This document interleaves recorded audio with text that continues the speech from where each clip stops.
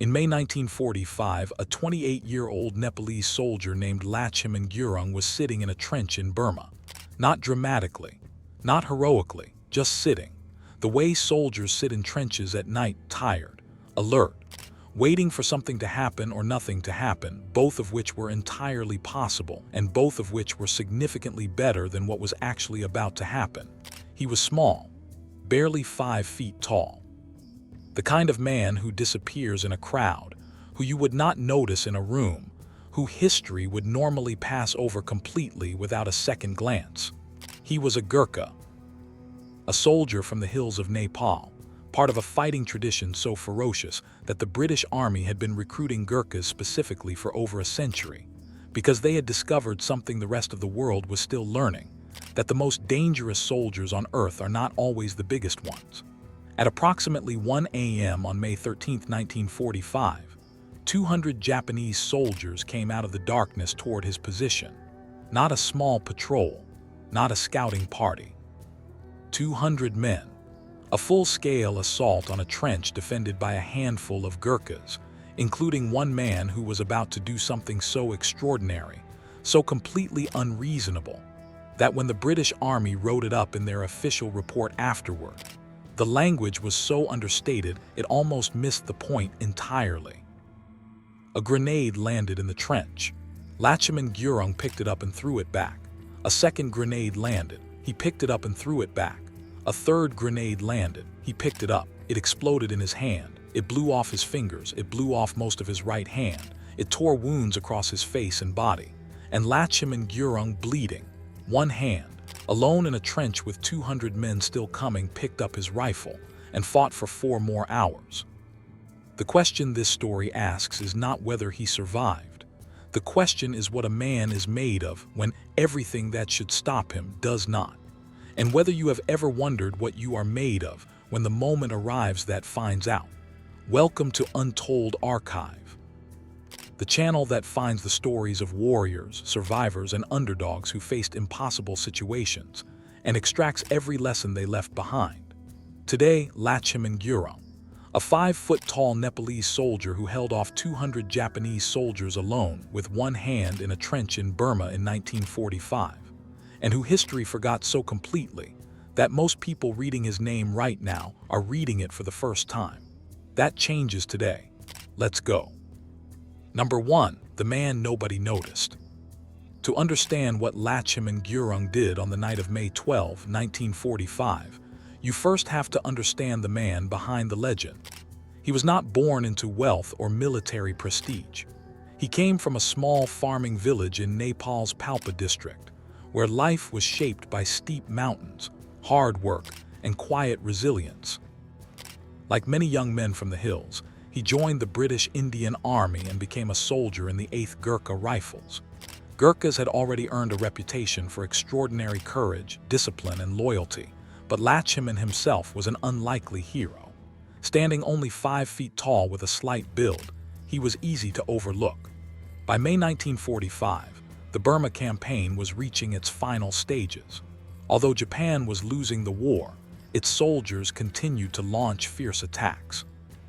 At a forward trench near Tongdo, a small group of Gurkha soldiers prepared for what would become one of the most incredible last stands in military history.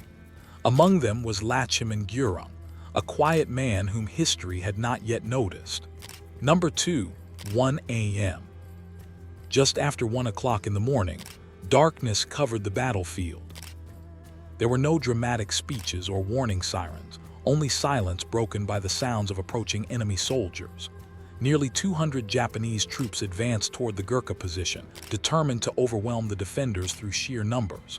The first grenade landed beside Lachman. Without hesitation, he grabbed it and threw it back. It exploded among the attackers. A second grenade followed. Again, he picked it up and hurled it back before it could kill his fellow soldiers. Then came the third. As he reached to throw it away, it exploded in his hand. Number 3. What he did next. With his dominant hand gone, Lachman faced a choice that few people could imagine. He could surrender to his injuries, or he could keep fighting. He chose to fight. Picking up his rifle with his left hand, he continued firing into the darkness. For the next 4 hours, he defended his section of the trench almost entirely alone. Each time Japanese soldiers charged forward, he met them with accurate rifle fire. Between shots, he shouted in Nepali, "Come and fight a Gurkha." The attackers kept coming. So did Lacheman's determination. By dawn, the assault had failed. 31 Japanese soldiers lay dead in front of his position, and the remaining attackers withdrew. Number 4, the midpoint beat, what the British Army said. The British Army carefully documented what had happened that night.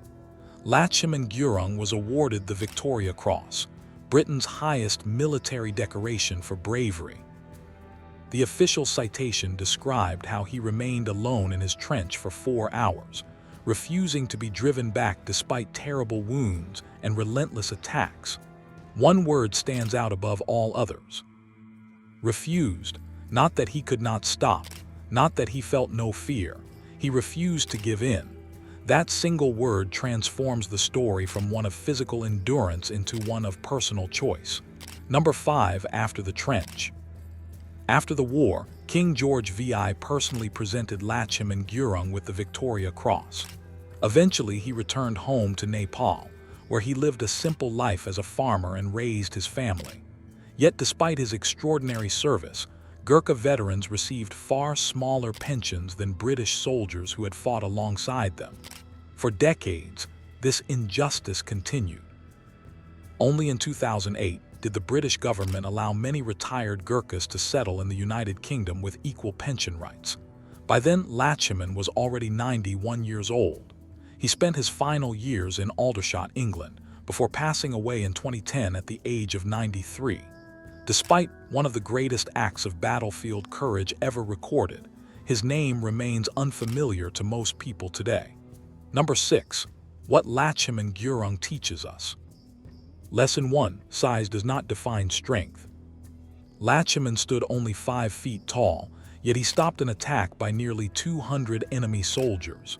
Courage is measured by actions, not appearance. Lesson 2. Act before fear takes over. When the first 2 grenades landed, he reacted instantly. Preparation and discipline allowed him to act before panic could. Lesson 3. Keep going after everything changes. The 3rd grenade took his hand, but it did not take his determination. Even when life changes forever, you can still move forward using what remains. Lesson 4. Refuse to be defeated. The Victoria Cross citation chose one powerful word: refused. Every difficult situation presents a decision. Sometimes the greatest victory begins with refusing to give up. Lesson 5. Recognition isn't the goal. Lacheman never fought for medals or fame. He fought because his duty demanded it. The world may never recognize every act of courage, but doing what is right remains worthwhile whether anyone notices or not. He threw back 2 grenades. The 3rd destroyed his hand. Still, he fought for 4 more hours. His bravery earned him the Victoria Cross, but history never gave him the recognition his story deserved. Today, Lacheman Gurung reminds us that true courage is not the absence of fear. It is the decision to continue when every reason to stop is staring you in the face. His story proves that heroes are not always remembered with statues or monuments. Sometimes they live quietly, serve faithfully, and leave behind a legacy carried only by those willing to tell their story. His name was Lacheman Gurung. He refused to be broken, and that is why his story deserves to be remembered.